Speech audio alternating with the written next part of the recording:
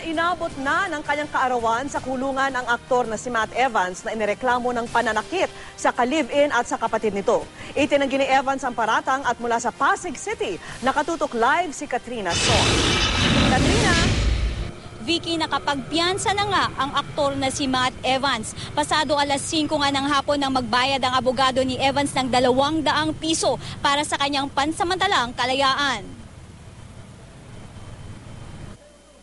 Nakatakip ng hudang muka ng aktor na si Matt Evans habang inilalabas ng Pasig City Police Headquarters para isailalim sa inquest proceedings. Nagugat ito sa reklamo ng kanyang live-in partner na si Jonalyn Hickins, 20 years old, at kapatid nitong si Juan Alberto Carlota, 25 years old, nitong linggo ng madaling araw.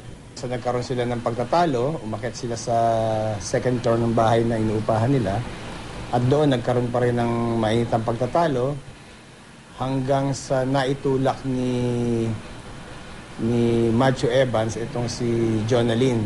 Nung makita nung kuya ni Jonalyn na nakahandusay siya, nag-react siya, nasuntok niya sa hita itong si Matthew hanggang nagkaroon na ng gantihan ng suntok at sipa.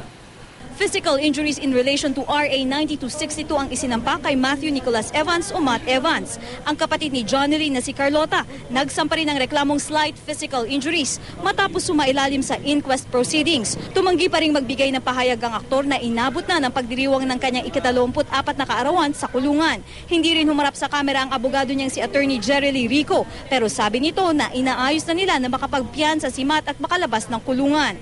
Pinaninindigan ng aktor ang nauna niyang pahayag na siya raw ang sinaktan ng live-in partner at kapatid nito.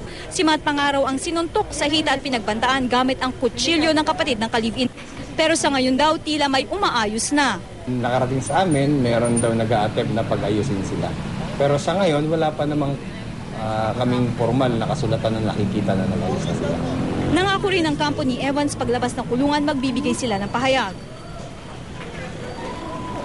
Vicky, pagkatapos nga makapagpiyansa ay umuwi na muna si Matt Evans sa kanyang tahanan para raw makapagpahinga. Sinabi rin niya na hindi raw siya magse-celebrate ng kanyang kaarawan ngayong araw. At yan na muna ang latest mula dito sa Pasig. Vicky?